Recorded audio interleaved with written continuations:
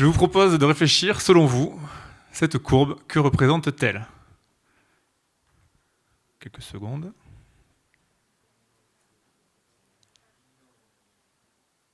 Ok. Vous avez peut-être fait votre idée. Voici un QCM. À votre avis, on parle de la grande accélération, le PIB mondial, les émissions de gaz à effet de serre globales, le nombre d'espèces vivantes en voie d'extinction, la consommation des ressources mondiales, la vague de sensibilisation en cours.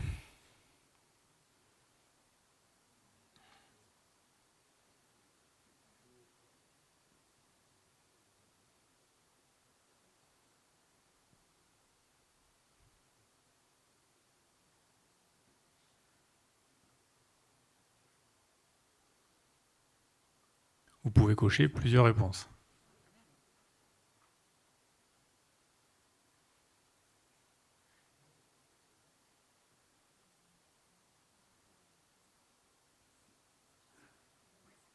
Allez, ça progresse, le compteur progresse.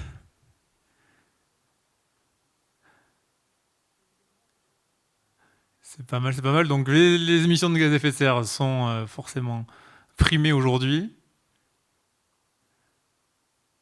Après, ça va un peu équilibrer. Le PIB passe pas si bien que ça. Bon. Il y avait un piège dans cette question, parce qu'elles étaient toutes bonnes.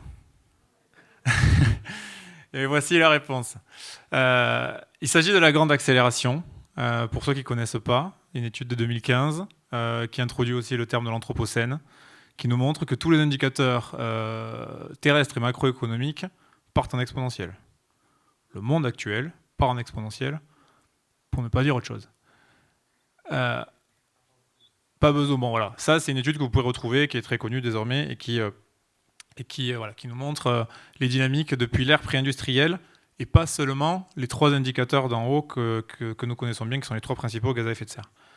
Il y a un nouveau venu dans cette étude. Je vous le présente. Il est en bas, là. Il part aussi en exponentiel. Est-ce qu'il y en a certains d'entre vous qui peuvent me donner une petite idée de ce que c'est à Watt? Et oui, évidemment, ils sont parmi nous. La fresque du climat part en exponentiel, et je suis aujourd'hui là pour en témoigner, en tant que référent Occitanie pour cette association. Où est-ce que nous en sommes aujourd'hui? Ça fait 3 ans d'existence, un peu moins. On est à plus de 240 000 participants à travers le monde, qui ont participé donc à cet atelier de 3 heures. On est à peu près 8 000 animateurs formés, dont 500 qui ont la capacité d'animer en entreprise. On a plus de 200 formateurs, à peu près une centaine de référents, j'en fais partie. 19 permanents, à l'heure actuelle principalement à Paris. 50 pays touchés, 35 langues traduites. Deux gros dispositifs. La rentrée climat, qui s'adresse à tous les établissements d'enseignement supérieur dans un premier temps, désormais secondaire. Le mandat du climat, on a essayé de toucher un petit peu les élus potentiels aux dernières municipales. Et là, vous avez donc je vous ai extrait hier le compteur des participants disponible sur l'espace animateur de la fresque du climat, ainsi que la cartographie où l'on voit que bon, ben voilà, on est plutôt à 219 000 participants français et que ça commence gentiment à essaimer dans le monde. Avec un R0, il se dit plus important que celui du Covid. Et à Toulouse, je vous ai fait un petit bilan. À Toulouse, on a eu énormément de réponses, notamment dans les établissements d'enseignement supérieur, qui étaient la première cible de cet outil. J'estime à peu près 15 000 participants, environ 500 animateurs, on a à peu près 150-200 actifs, une dizaine de formateurs. Et là, depuis septembre, octobre et novembre, je pense qu'on a touché à peu près 5 000 étudiants à ce jour. Et voilà, tous les établissements embarqués. Il paraît qu'il y a des Sciences Po aujourd'hui. Et j'invite, alors on va faire un petit sondage à main levée, qui a déjà fait la fresque du climat. C'est pas mal, on est sur une moitié de salle. Et qui est animateur de la fresque du climat, gardez la main levée. On est sur une petite quinzaine. Merci et bravo à tous, big up. Ça, c'est les animations qui se font en enseignement supérieur et professionnel à Toulouse. Voilà, là c'est des photos personnelles qui sont même pas publiques que je vous présente. Voilà, on a l'ISAE qui a frappé fort septembre 2019 en faisant toute une promo, une très belle opération. Voilà, donc ça Ça bouge fort, ça avance, c'est la vague de sensibilisation en cours. Le succès de cet outil, c'est la méthode qu'il y a derrière, qui fait appel à une pédagogie tête corps cœur. Donc on va aller toucher notre réflexion, nos émotions et notre capacité à agir, ou surtout on va faire l'atelier par nous-mêmes. La différence de la vulgarisation descendante ou le cours magistral sur le sujet climat. Et on le fait évidemment en groupe, donc on va aller se confronter à ce que les autres connaissent et on va additionner nos connaissances. Évidemment, la méthode Fresque a fait des émules. Et là, vous avez une cartographie incomplète de tout ce qui a attrait désormais à ce qu'on appelle un atelier de sensibilisation, qui va de l'heure et demie aux 3 heures.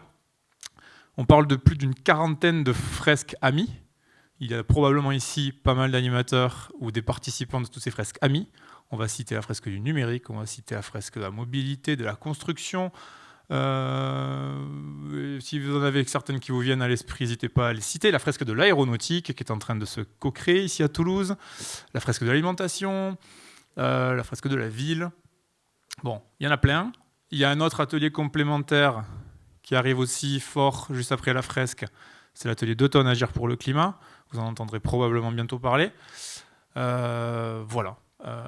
La méthode Fresque a fait des petits. Certains étaient peut-être déjà existants, mais ils sont depuis mis en lumière par cette communauté. Question pour finir cette capsule. À vous de me classer ces 4 grandes stratégies par pertinence sur la notion d'atténuation. On doit diviser fortement nos émissions, on le sait, on doit couper nos émissions par 3 à l'échelle mondiale, par 6 à l'échelle française.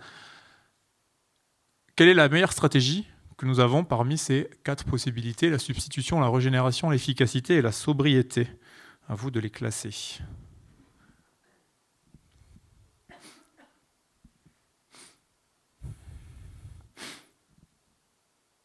Donc, plus vous répondez, plus ça se classe en temps réel. Je vais cacher les résultats un petit peu pour pas que vous vous influenciez.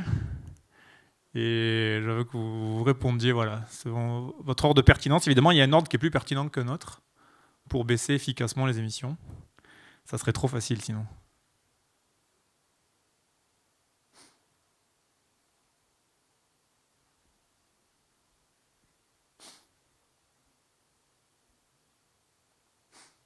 « 18 répondants, 20 répondants. Allez, je pense que là, on est à la moitié des participants. On doit avoir une tendance qui s'affirme.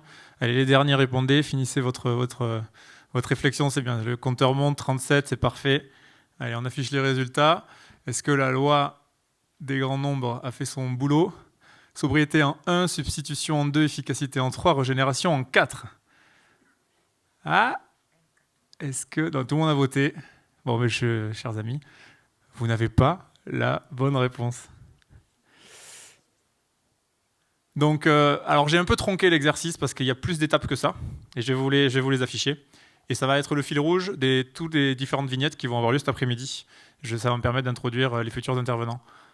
D'abord, voilà, voici l'historique de nos émissions schématisées. D'abord, il faut prendre conscience que ça part dans le mauvais sens. Ça, c'est le travail d'acculturation. Ensuite, il faut mesurer nos émissions. Et nous aurons Nicolas qui interviendra tout à l'heure pour présenter tout ce qui nous permet de faire du diagnostic et du bilan carbone. Sobriété énergétique, fin du numérique. C'est efficace hein, pour couper les émissions. Ensuite, on a des leviers. Sobriété en 1, évidemment. Travailler sur le besoin, sur les usages. Efficacité, à besoin constant, quand j'utilise l'efficacité énergétique, je réfléchis à la conception, voilà, des moteurs plus efficaces, pour faire une analogie avec la voiture, par exemple. Et ensuite, je substitue l'énergie restante. Et donc, il y a un effort de réduction. Alors, je n'introduis pas qui nous présentera la réduction, parce que malheureusement, ce n'est pas dans le bon ordre. On aura Anne-Simon Barquero qui va nous parler de l'accompagnement, et donc comment on fait en sorte que ça diminue durablement. Les émissions résiduelles, évidemment, on les compense, et ça c'est Julien, qui nous parlera de compensation tout à l'heure.